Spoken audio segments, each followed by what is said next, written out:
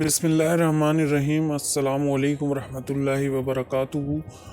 तो बात करते हैं आज के टॉपिक आईएमएफ के ऊपर। What is IMF? आईएमएफ क्या डील करना चाह रहा है? आईएमएफ को पाकिस्तान से क्या फ़ायदा है?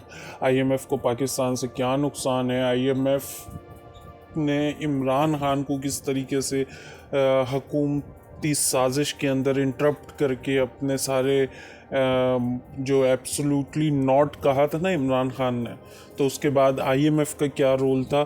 तो ये बड़े बैक से हमें पिछले 30 साल के बैक के अंदर जाना पड़ेगा। पिछले 30 साल के अंदर क्या हुआ और हुकूमतों ने इसके साथ आईएमएफ के साथ क्या डील की और आईएमएफ ने शहबाज शरीफ के साथ क्या डील किए। तो आइए जानते हैं कि पाकिस्तान आखिरकार आईएमएफ का आदी क्यों है।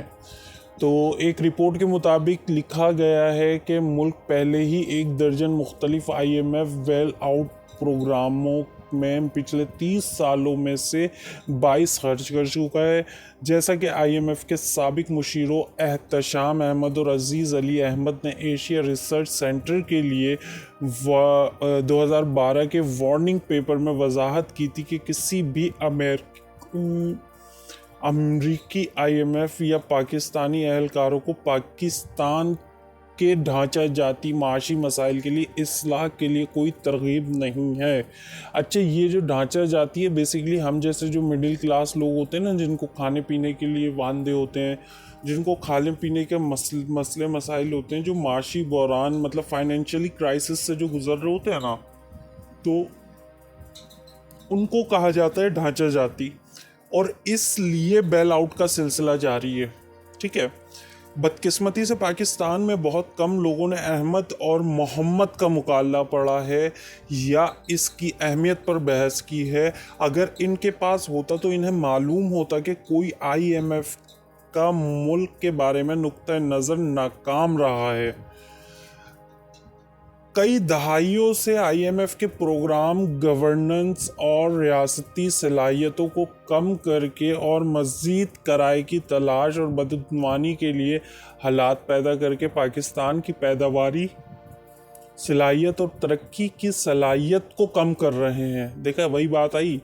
अच्छा, उसके बाद आईएमएफ के यक्के बाद दीगर प्रोग्रामों के लिए ज़रूरी है कि पाकिस्तान मज़ीद विद होल्डिंग टैक्स कभी भी वापसी नहीं किया जाएगा।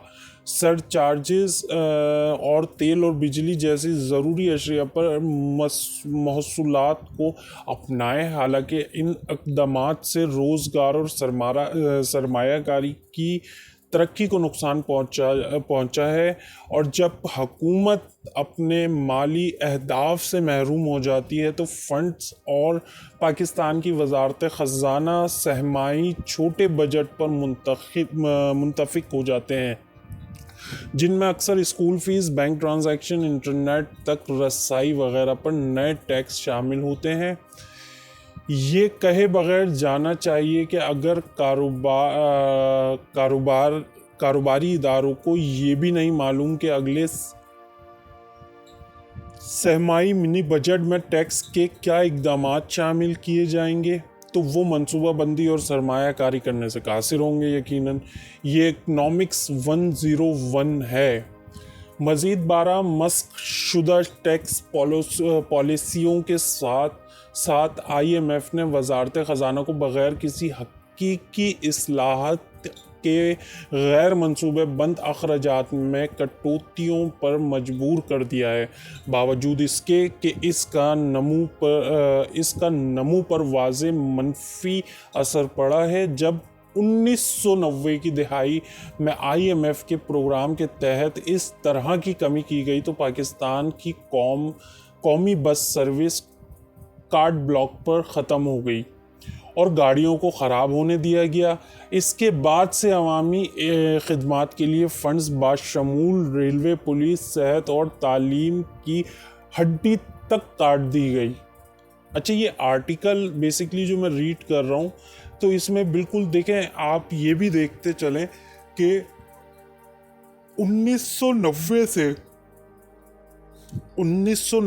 से जो मुहिम चल रहा है ना, आईएमएफ के जो हाथ पांव जोड़े गए हैं, ख़ास तौर पे आप ये देखें के रेलवे के लिए भी फंड लिया जाता है, पुलिस की सैलरी भी। अरे इतने हराम खोर लोगों के लिए उनको तो बोल दो भाई आप तो रिश्वत से ही पूरा कर लेते हो, तो आपको तो ज़रूरत ही नहीं है पुलिस वालों को।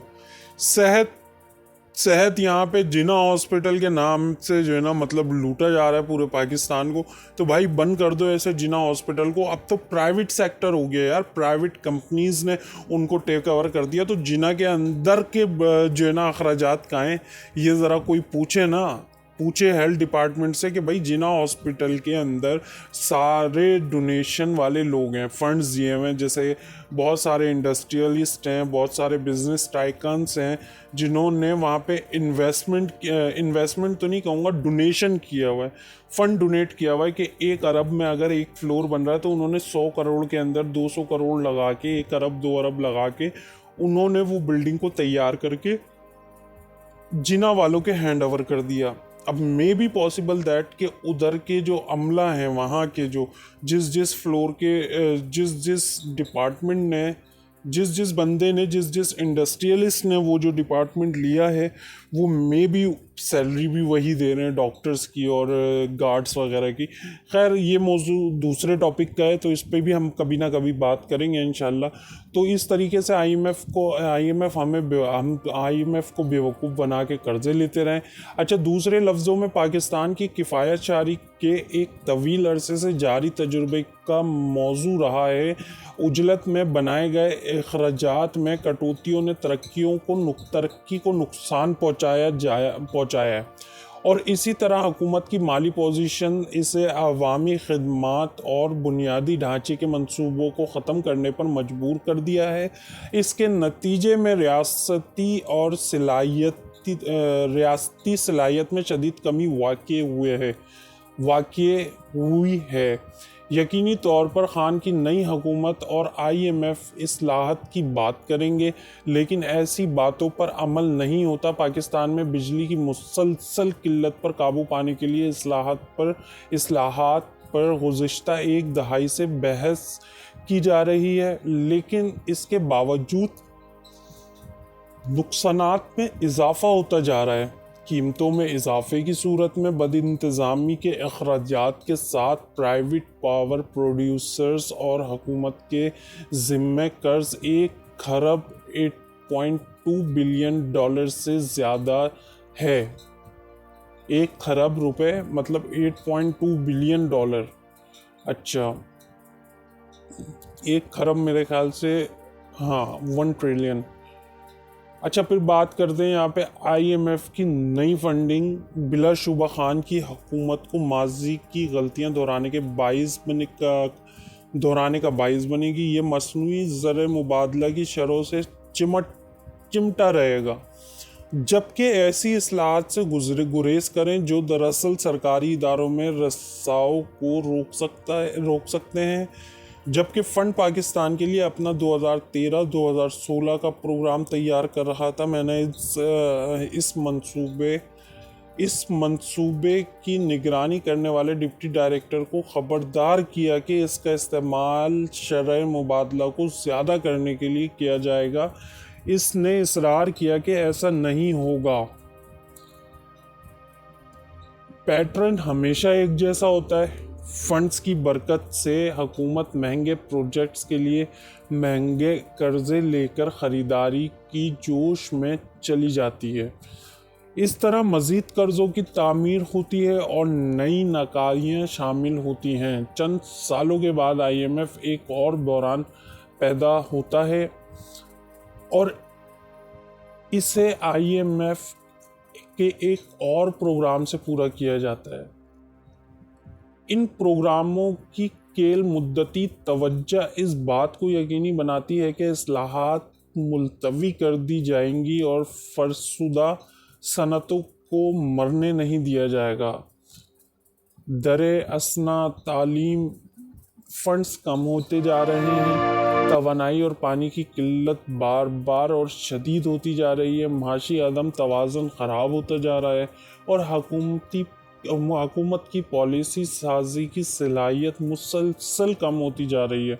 मुस्तहकम माइक्रो इकनॉमिक अशारियों को तेज़ी से हासिल करना ही अहमियत रखता है, चाहे ऐसा करने से समाजी और सियासी तंजली में तेज़ी आए।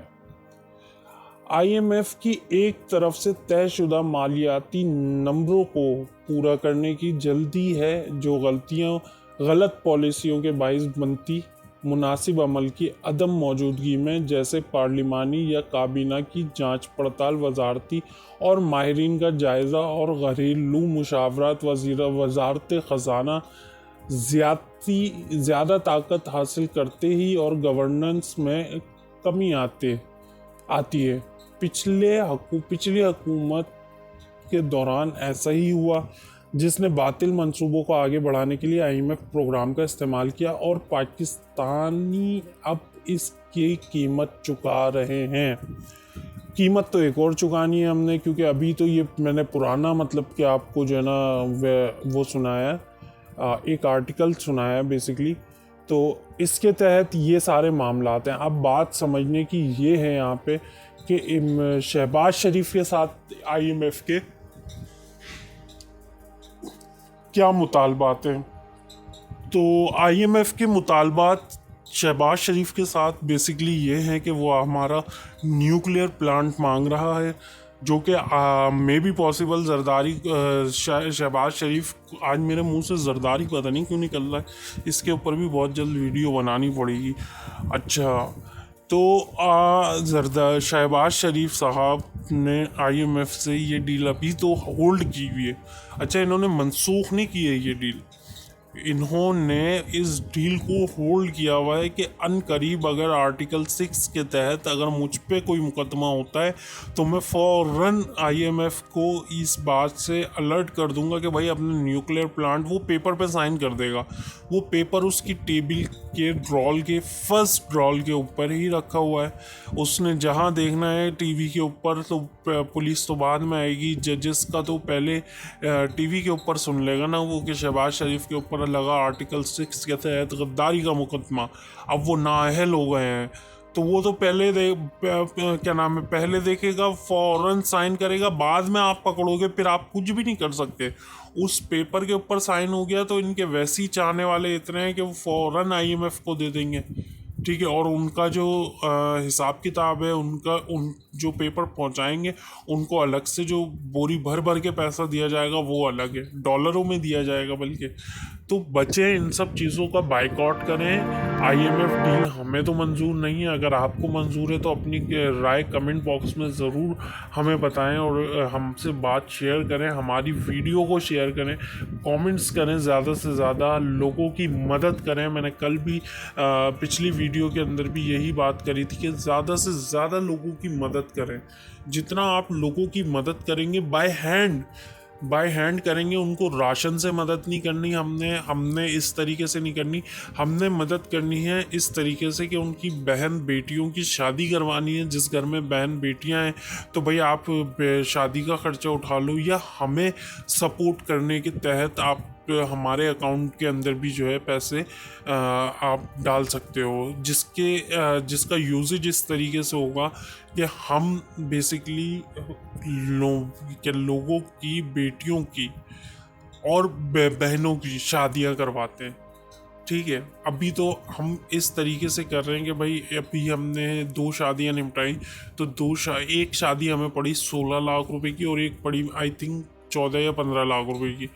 तो मैंने कोई अकेले मिलके नहीं किया, इसमें बहुत सारे पाकिस्तानियों की डोनेशन थी। ख़ास तौर पे हमाद भाई साहब, बहुत बहुत शुक्रिया आपका, जो इस टाइम पे लंदन के अंदर बैठे हुए हैं। उन्होंने हमें $2000 मतलब $1000 करके जो हमें जो पेमेंट आपने पहुंचाई, हमाद भाई बहुत बहुत शुक्रिया आपका कि हम तहे दिल से, वो लड़कियां आपके लिए जो है ना दुआ कर रही हैं और करती होंगी इंशाल्लाह, और करेंगी भी आगे इंशाल्लाह।